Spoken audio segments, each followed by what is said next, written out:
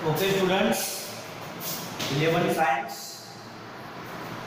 આપણે 11 સાયન્સ પ્રકરણ નંબર 2 પરમાણુ બંધાય ટાસ્ક નંબર 10 છેલ્લા ટાસ્કની અંદર આપણે ત્રણ ક્વોન્ટમ અંકની વાત કરી હતી મુખ્ય ક્વોન્ટમ અંક L બીજા નંબરનો કોણીય વેગમાન ક્વોન્ટમ અંક L અને ત્રીજો ક્વોન્ટમ અંક હતો ચુંબકીય ક્વોન્ટમ અંક M N L અને M ની વાત કર્યા પછી આજે ચોથા નંબરનો ક્વોન્ટમ અંક છે સ્પિન ક્વોન્ટમ અંક રેડી એના વિશે આપણે થોડી ચર્ચા કરીશું તો સ્પિન ક્વોન્ટમ અંકની જરૂરિયાત શા માટે ઊભી થઈ એ પહેલો પ્રશ્ન છે રાઈટ તો આપણે ત્રણ ક્વોન્ટમ અંક જે જોયા N L M આ ત્રણેય ક્વોન્ટમ અંક રેખા વણપટ માટે બીજી બધી જ માહિતી આપતા હતા રેખા વણપટ માટે બીજી બધી જ માહિતી પૂરી પાડતા હતા પરંતુ ડબલેટ અને ટ્રિપલેટ લાઇનિંગ જે છે એના માટેની કોઈ માહિતી આપતા નહોતા હવે ડબલેટ અને ટ્રિપલેટ એટલે શું તો સિંગલ લાઇનિંગ જે હોય એના માટેની જે માહિતી છે એ આપણને મળતી હતી પણ એક લાઇનિંગ ઉપર આવી બીજી લાઇનિંગ હોય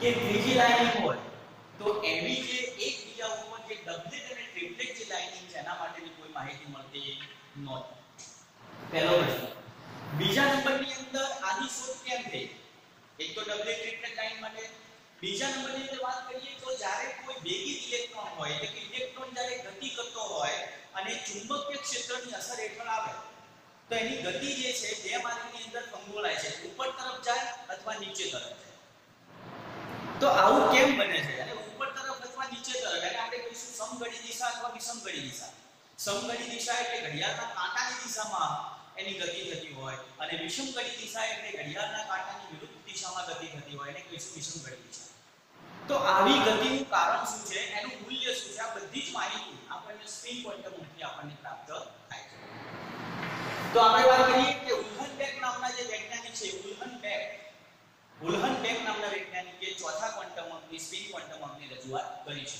તો વેગી ઇલેક્ટ્રોન જ્યારે ગતિ કરતો હોય ત્યારે ચુંબકીય ક્ષેત્રની અસર હેઠળ આવે ત્યારે તેની ગતિની દિશા બે ભાગમાં વહેંચાય છે જેથી આપણને બે મૂલ્યો મળે છે +1/2 અને -1/2 હવે તમે જુઓ ત્યાં ગતિ કરતો ઇલેક્ટ્રોન છે જો ચુંબકીય ક્ષેત્રની અસર હેઠળ ના હોય તો સીધો પસાર થઈ જાય પણ ચુંબકીય ક્ષેત્રની અસર હેઠળ આવે તેની ગતિ બે ભાગની અંદર વહેંચાય છે ઉપર તરફ જાય નીચે તરફ જો ઉપર તરફ જાય તો +1/2 નીચે તરફ જાય તો -1/2 વિષમઘડી દિશા અને સમઘડી દિશા રાઈટ સમજણ પડી ગઈ તો આપણે કોઈ પણ ઇલેક્ટ્રોન માટેની વાત કરીએ તો તમને કીધું કે એક બ્લોક હોય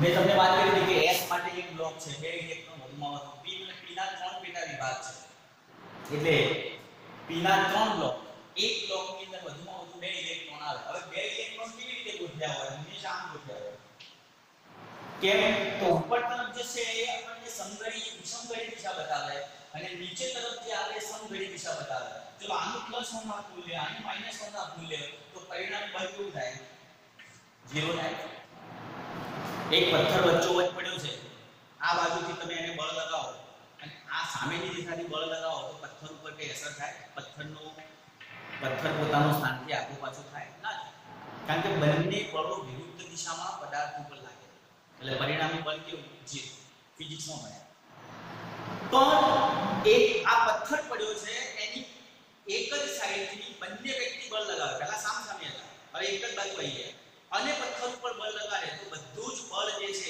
એક જ દિશામાં કેન્દ્રિત થાય અને પથ્થર જગ્યાએ ખસી જાય તો હવે કાર્ય પણ આ સામે દિશામાં હોય તો પરિણામી બળ કેવું પરિણામી કાર્ય કેવું સમજણ પડી ગઈ કમ્પ્લીટ આવડે ચલો તો એક જ બ્લોકની અંદર બે ઇલેક્ટ્રોન વિરુદ્ધ દિશામાં કેમ છે સમજણ પડી આવડશે હું તમને શીખવાડું નાઇટ્રોજન માટે ચલો તો નાઇટ્રોજન જે છે અહીંયા લો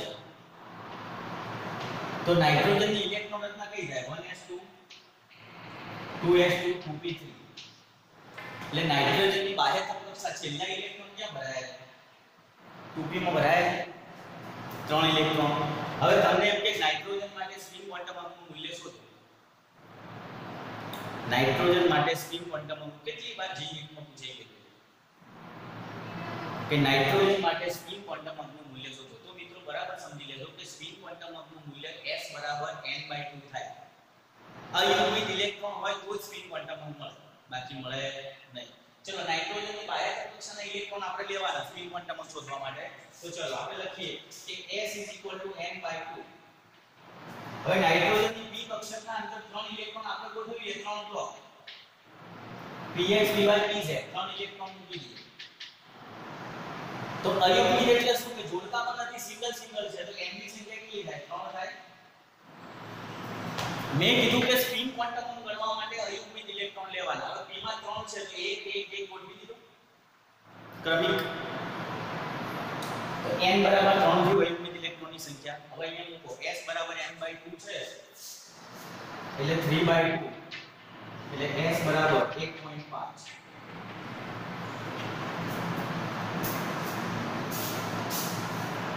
s બરાબર 1.5. રેડી? આ સ્પિન ક્વોન્ટમનું મૂલ્ય મળ્યું નાઇટ્રોજન માટે. તમે બીજું ગમે તે આપો તો શોધી શકો. ઓકે, ચલો આગળ વાત કરીએ છીએ. મોસ્ટ ટાઈમની વાત છે, એટલે કે મોસ્ટ ટાઈમની થિયરી છે.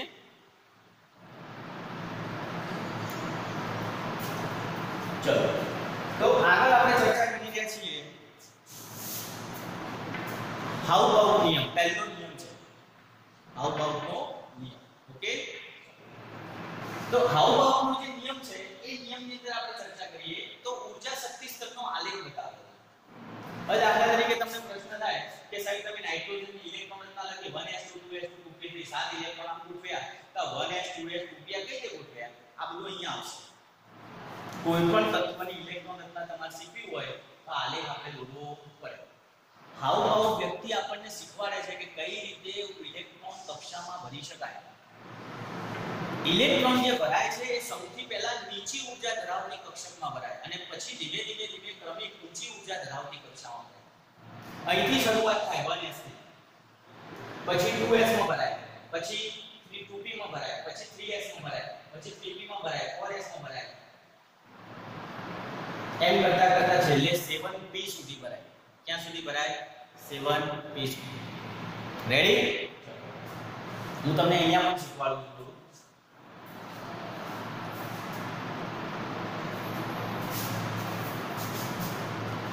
અહીંયા આપણે કેન્દ્ર લઈ લઈએ. આ પહેલી, આ બીજી, આ ત્રીજી, આ ચોથી. 4 કક્ષાઓ છે. રાઈટ? પહેલીમાં શું લખીએ છીએ? 1s2 1s 2s 2p 3s 3p અને 3d અને આમાં 4s. રાઈટ? કમ્પ્લીટ આવડે? હવે ઘણા કિસ્સામાં દોરવાનું કઈ રીતે તો તમને સમજાવું. પહેલા અહીંયા n કક્ષા ક્રમાંક લખી દેવાનો. 1 2 3 4 5 6 7 સુધી આપણે જવાનું. બરાબર? પહેલા આ લખતા આવડે.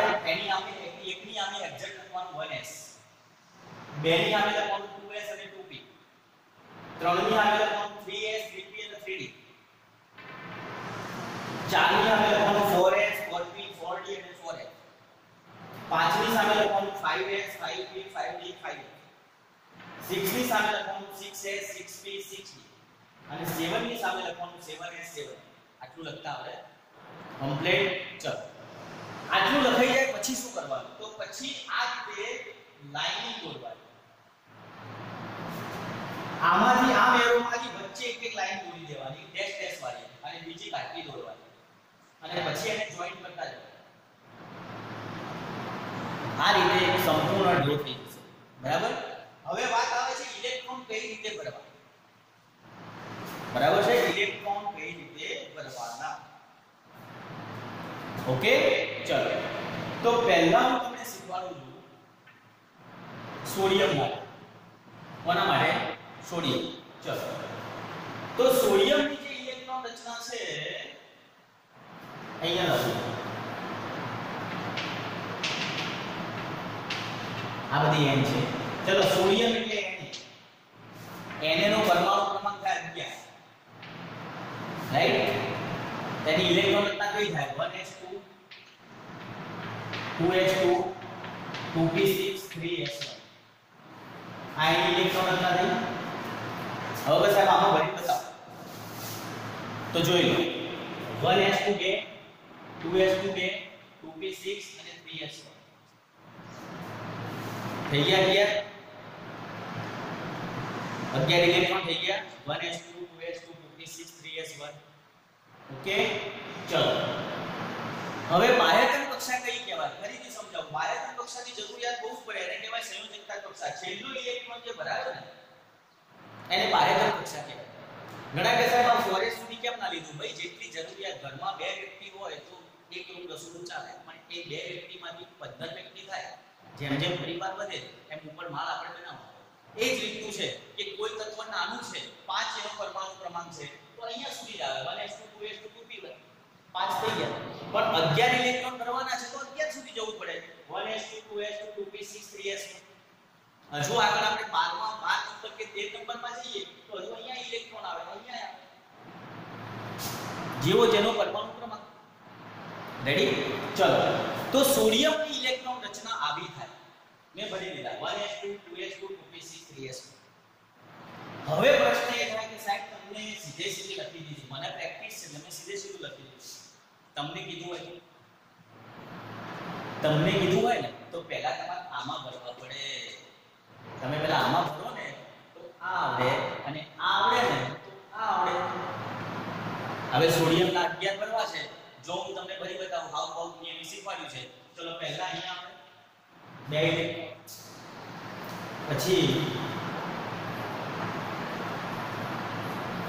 પછી બે અહીંયા ઉડાયા, પછી તો તમે આમ જુઓ હવે કયો ક્રમાંક આવે છે? 2s આવે છે, તો એમાં બે ભરો, 2 2 4, પછી બે કક્ષા આવે 2p 6 ભરો.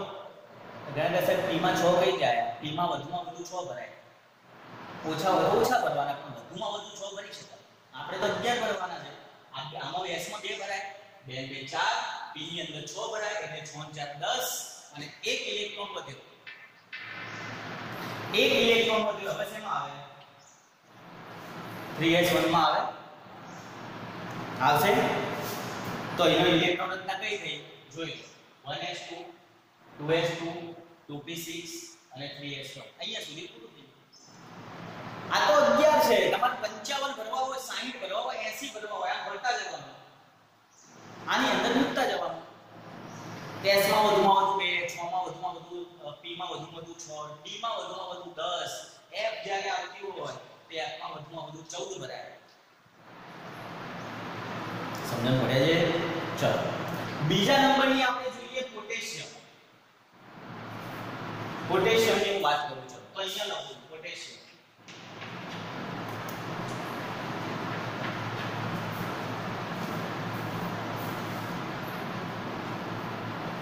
હવે પોટેશિયમની ઇલેક્ટ્રોન રચના જે છે 19 છે. પોટેશિયમ 19 90 બરાબર 90 ઓકે. હવે 19 ઇલેક્ટ્રોન માર ભરવાના છે, ભરી દઈએ ચલો. 1s2 2s2 2p6 10 થયા, 2p6 પછી કઈ આવે? 3p નહીં, 2p6 પછી 3s.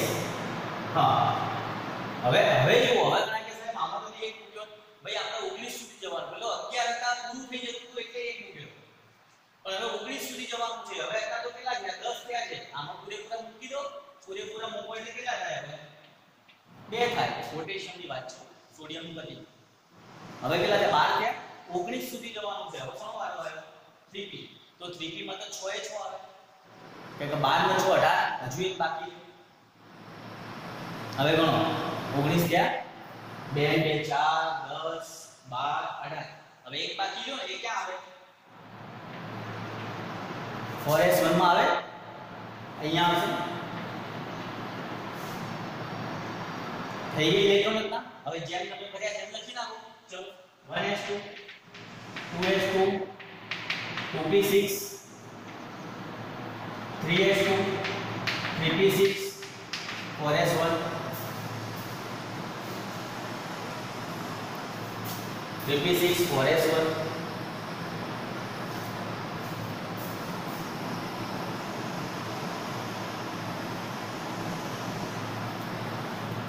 ઓકે. તો તમે જેમાં ઇલેક્ટ્રોન ભર્યા છે એ ઇલેક્ટ્રોન લખી દીધા. 1s2 2s2 2p6 3s2 3p6 4s1.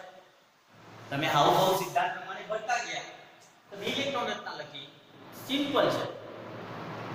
કેવું છે? એકદમ સિમ્પલ. બરાબર. હવે ઘણાને પ્રશ્ન થાય કે સાહેબ તમે આની અંદર બતાવો. તો ચલો 1s2 2s2 2p6 3s2 3p6 અને 4s1 આ યાદ થઈ ગયા પોટેશિયમ માટે. તો સાહેબ આ 3d તો ખાલી રહી વચ્ચે.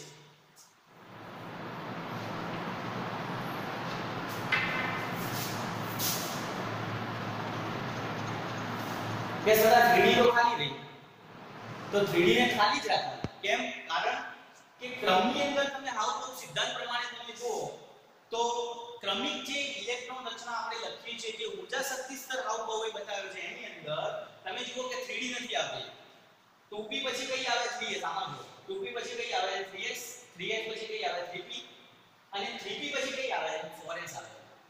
એટલે આપણે અહીંયા 3d માં ના ફરાય પણ સાહેબ ભરવા પડે 4s ને. હવે 19 કરતા વધારે ઇલેક્ટ્રોન ધરાવતું કોઈ તત્વ હોય રાઈટ છે 19 કરતા વધારે ઇલેક્ટ્રોન ધરાવતું તત્વ હોય તો આપણે 4s ભરાઈ જાય તો એના પછી શેમાં મૂકવાના 3d માં. બરાબર. દાખલા તરીકે સ્કેડમિયમ છે તો સ્કેડમિયમ નો પરમાણુ ક્રમાંક 21 છે. સ્કેડમિયમ નો પરમાણુ ક્રમાંક 21 પોટેશિયમ નો 19 રાઈટ. હવે આપણે 21 ભરવા છે તો 4s ને ભરાઈ જશે 18 ને 20 થઈ ગયા તો પછીનો ઇલેક્ટ્રોન શેમાં આવે 3d1 માં આવે તો સ્કેડમિયમ ની ઇલેક્ટ્રોન રચના કઈ થાય 4s2 અને 3d1. હવે સમજણ પડી કમ્પ્લીટ 4s સંપૂર્ણ ભરાઈ જાય પછી કોનો વાળો આવે 3d. એટલે 20 કરતા ઓછી ઇલેક્ટ્રોન રચના હોય એ વખતે 3d ખાલી જ રહે 3d ભરાતી નથી. સમજણ પડી ગઈ? ઓકે. તો આ પ્રમાણે આપણે ઇલેક્ટ્રોન ભરવાના રહેશે. બરાબર. ઊર્જા શક્તિ સ્તંભનો આલેખ કોને સમજાવ્યો છે હાઉસબાઉથી આપણને સમજાવ્યો છે. રેડી.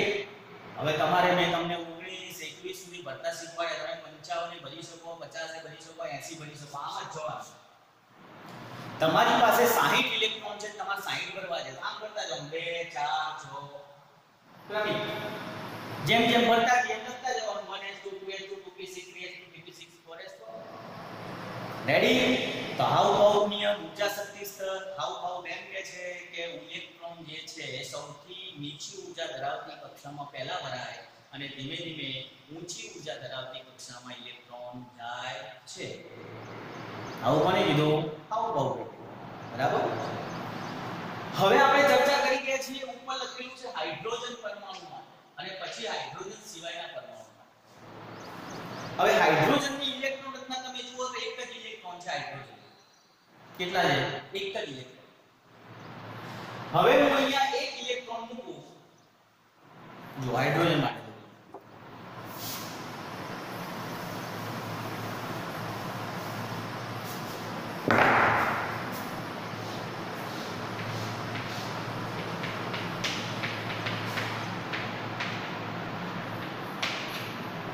રાઈટ. હવે હાઇડ્રોજન પરમાણુ જો માટે જો આપણે દોરતા હોઈએ તો હાઇડ્રોજનમાં એક ઇલેક્ટ્રોન છે એટલે 1s1 થઈ ગયું. ફક્ત એક ઇલેક્ટ્રોન. તો પહેલા ઇલેક્ટ્રોન ક્યાં હોય 1s1 માં હોય. હવે 1s માંથી મારે એને 2s માં લઈ જવો હોય ઉપર તરફ લઈ જવો તો નવી ઊર્જા આપવી પડે એટલે ઊર્જા પેટી ઇલેક્ટ્રોન ઉપર તરફ જાય. એટલે 1s કરતા 2s ની ઊર્જા કેવી રીતે વધારે થઈ? હંમેશા પહેલી કક્ષા કરતા બીજી કક્ષાની ઊર્જા કેવી વધારે? કારણ કે આપણે ઉપર લઈ જવા ઇલેક્ટ્રોનને શું આપવી પડે છે ઊર્જા આપવી પડે. માટે જેમ જેમ ઉપર જતા જઈએ પહેલી બીજી ત્રીજી ચોથી પાંચમી એમ દરેક કક્ષાની ઊર્જા વધતી જાય. પહેલી કરતા બીજીની વધારે બીજી કરતા ત્રીજીની વધારે એમ સમજવાનું. ઓકે.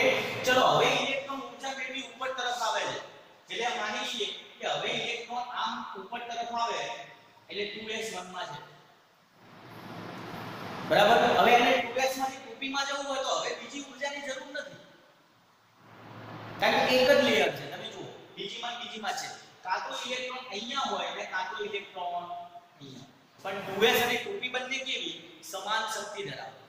કેવી સમાન શક્તિ ધરાવતી કક્ષાઓ કહેવાય. એટલે ઇલેક્ટ્રોનને હવે ઊર્જાની જરૂર નથી. હા 3s 2 માંથી 3 માં જવું હોય તો ઊર્જા વધારે જોઈએ. એટલે બધા વચ્ચે શું લખીએ બરાબર કે 1s પછી જ્યારે ઇલેક્ટ્રોન બીજી કક્ષામાં જાય એટલે 2s માં જાય અથવા તો 2p 2p માં જાય પણ એની શક્તિ જેવી સરખી એટલે કાં તો અહીંયા હશે કાં તો અહીંયા હશે. પછી જ્યારે ત્રીજી કક્ષામાં જાય ત્યારે પાછી ઊર્જા જોઈએ એટલે આપણે ગ્રેટર ધેન લખીએ 2s 2p બંને સમાન શક્તિ ધરાવે greater than 3s 3p 3d. હવે આ ત્રણમાંથી ગમે તે જગ્યાએ ઇલેક્ટ્રોન જાય ત્રણેય કક્ષાઓની શક્તિ જેવી સરખી 3s 3p અને 3d એમ કરતા કરતા છેક સુધી આપણે સમજી શકીએ. એને કક્ષા ચેન્જ કરવી હોય એકમાંથી બે બેમાંથી ત્રણ ત્રણમાંથી ચાર તો નવી ઊર્જા જોઈએ વધુ ઊર્જા જોઈએ. પણ એકની એક કક્ષામાં ફરવું હોય તો એ સમશક્તિ કક્ષકો કહેવાય. એ કહેવાય એટલે વચ્ચે બરાબર આ એક ઇલેક્ટ્રોન છે ને એટલે વાત છે. પણ હાઇડ્રોજન પછીના બીજા બધા જે તત્વો છે એ બધા તત્વોની અંદર આ પ્રકારની ઇલેક્ટ્રોન રચના લાગુ પડે. હાઇડ્રોજન પછીના બધા તત્વો માટે આ પ્રકારની ઇલેક્ટ્રોન રચના લાગુ પડે. 1s કરતા 2s મોટી 2s કરતા 3p આ રીતે. સૌથી ઓછી ઊર્જા ધરાવતી કઈ 1s એનાથી વધારે 2s એનાથી વધારે 2p એનાથી વધારે 3s એમ કરતા કરતા આગળ જઈએ તો સૌથી વધારે કઈ 6d અને પછી 7p પછી 7p આમ આવતા જવા. સૌથી વધારે કઈ 6d અને પછી 7p તો સૌથી ઓછી કઈ 1s 1s થી વધારે કઈ 1s થી વધારે ઊર્જા કોની 2s 2s થી વધારે કોની 2p 3s 3p આમ કરતા કરતા આગળ વધો. રાઈટ. તો હાઇડ્રોજન માટે આ પ્રકારની ઊર્જા શક્તિ સ્તરનો આલેખ થાય પણ હાઇડ્રોજન સિવાયના બધા પરમાણુ માટે આ પ્રકારનો ઊર્જા શક્તિ સ્તરનો આલેખ થાય. મેં લખેલું રાઈટ. તો હાઉ સિદ્ધાંત પ્રમાણે આ રીતે આપણે સમજી શકીએ. આવડશે કમ્પ્લીટ કે ના આવડે? ચલો હવે આપણે આગળ વધી રહ્યા છીએ.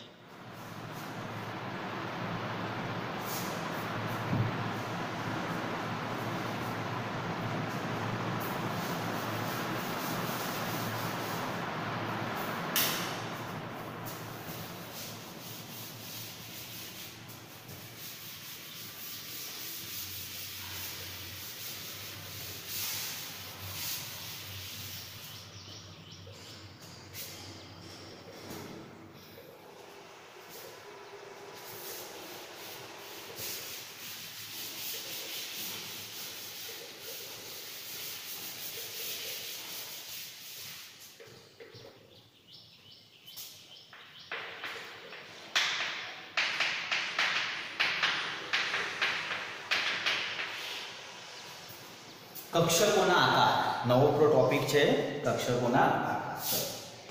તો પહેલી વાત કરીએ છીએ H કક્ષક. રાઈટ. હવે S કક્ષક જે છે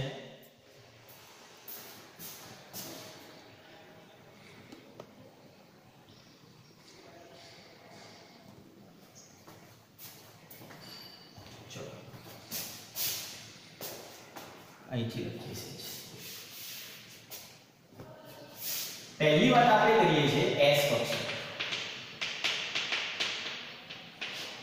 તો S કક્ષક જે છે S કક્ષક એ ગોળાકાર છે. કેવી છે? ગોળાકાર. તો ત્રણે ત્રણ અક્ષ આપણે લઈએ છીએ. ત્રણે ત્રણ અક્ષ x y અને z ત્રણે ત્રણ અક્ષ ઉપર કેવી થઈ જાય છે? ગોળાકાર બની જાય છે. રાઈટ. ચલો બીજા નંબરમાં આપણે વાત કરીએ છીએ p કક્ષક. તો p કક્ષક જે છે એ p કક્ષકના ત્રણ પેટા વિભાગ છે. એટલે p ના ત્રણ આપણે વાત કરીએ px py અને pz આ ત્રણના આકારો આપણે આપવા પડે. રાઈટ. તો p કક્ષકના ત્રણ પેટા કક્ષ py px અને pz. રાઈટ. આનો જે આકાર છે એમાં સિંગલ ડમ્બેલનો ઉપયોગ થાય છે. સિંગલ ડમ્બેલનો ઉપયોગ થાય છે. શેનો ઉપયોગ થાય? Single dumbbell. ચલો ત્રણે ત્રણ દોરી દઈએ. ચલો પહેલા px દોરીએ. તો આપણે ત્રણ એક્સિસ બતાવીએ, x y z. px છે એટલે સિંગલ ડમ્બેલ આપણે x એક્સિસ ઉપર લેવું પડશે. એક ડમ્બેલ આપણે x એક્સિસ ઉપર આ રીતે લેવું પડે. રેડી? તો આ થશે px. ચલો બીજા નંબરમાં લઈએ py.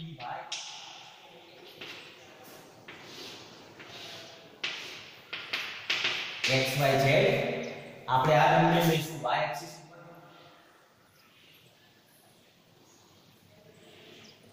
y એક્સિસ ઉપર લઈશું. રાઈટ? ये py થશે. ત્રીજા નંબરમાં છે pz. તો pz માટે આપણે દોરીએ.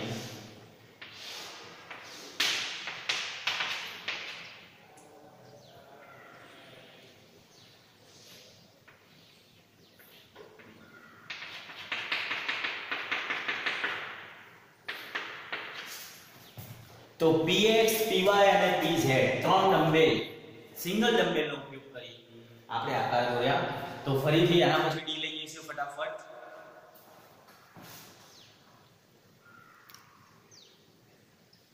ચલો આના પછી ડી લઈએ. તો પહેલા s ગોળાકાર છે, ત્રણેય અક્ષો ઉપર ગોળાકાર થઈ જાય છે. p ના ત્રણ પેટાકક્ષ px py pz ત્રણ પેટાકક્ષ છે. સિંગલ ડમ્બેલનો ઉપયોગ થાય. x એક્સિસ ઉપર ડમ્બેલ, y એક્સિસ ઉપર ડમ્બેલ અને z એક્સિસ ઉપર ડમ્બેલ. હવે આપણે જોઈ રહ્યા છીએ d.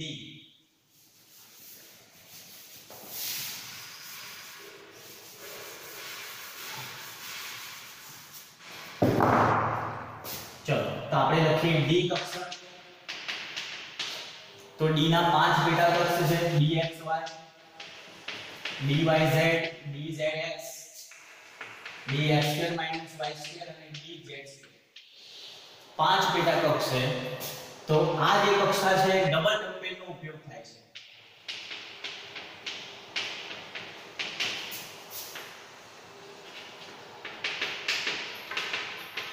કેવો ઉપયોગ થાય? ડબલ ડમ્બેલનો. ચલો ફટાફટ બોલીએ. પહેલું છે dxy,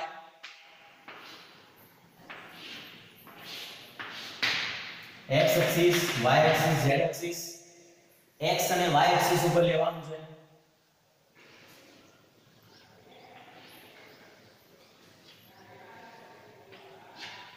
રેડી? ચલો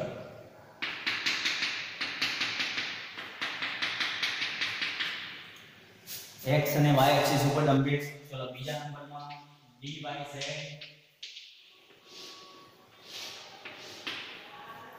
x y z, y અને z ઉપર લેવાનું છે.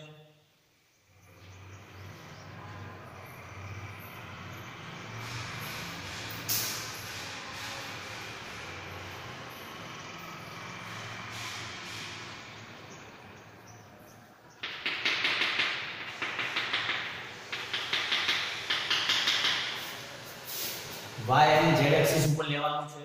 રાઈટ? ત્રીજા નંબરની વાત કરીએ તો dzx,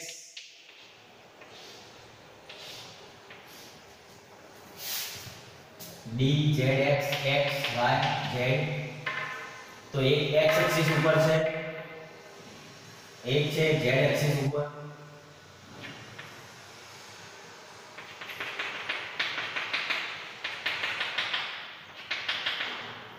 રાઈટ? ચલો ચોથા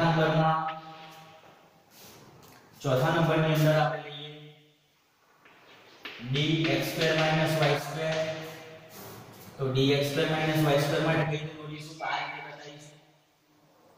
આ x એક્સિસ, આ y એક્સિસ, આ વચ્ચે z એક્સિસ. રાઈટ? તો ચલો એક ડમ્બેલ આમ દોરીએ એટલે x2 થઈ ગયું. એક ડમ્બેલ આપણે આમ દોરીએ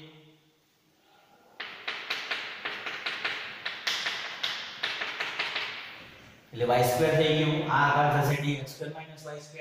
અને છેલ્લે પાંચમા નંબરમાં dz2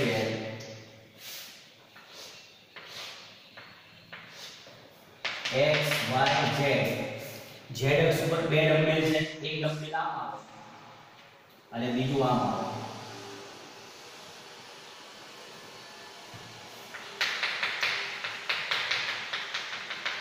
રાઈટ z એક્સિસ ઉપર એક ડમ્બેલ આખું છે અને બીજું એક ડમ્બેલ અધૂરું છે રાઈટ બંને પૂર્ણ ડમ્બેલ નથી z એક્સિસ ઉપર એક ડમ્બેલ આખું છે પૂર્ણ છે અને બીજું આ રીતે અધૂરું ડમ્બેલ છે x એક્સિસ ઉપર ચલો તો આપણે જોયું d ના 5 પેટા curves dxy dyz dzx x2 y2 dz2 તો dxy dyz dzx x2 y2 ને dz2 આ આકારો આપણે જોયા જે એક્સિસ ઉપર લખ્યું એક્સિસ ઉપર આપણે લેવાનું દાખલા કે dxy છે તો આપણે x અક્ષ ઉપર ડમ્બેલ લેવું કારણ કે ડબલ ડમ્બેલ નો ઉપયોગ થાય છે લખ્યું છે એક x એક્સિસ ઉપર ડમ્બેલ લેવાનું બીજું y એક્સિસ ઉપર ડમ્બેલ લેવાનું આની અંદર એક z ઉપર હોય તો એક y ઉપર હોય આવડશે ઓકે તો આ બધા કક્ષકોનો આકાર આપણે જોયા એના પહેલા આપણે ક્વોન્ટમની વાત કરી ચુંબકીય ક્વોન્ટમ હાઉ સિદ્ધાંતની વાત કરી નેક્સ્ટ લેક્ચરની અંદર હજુ પણ આગળ બીજા આપણે નિયમો ભણવાના થશે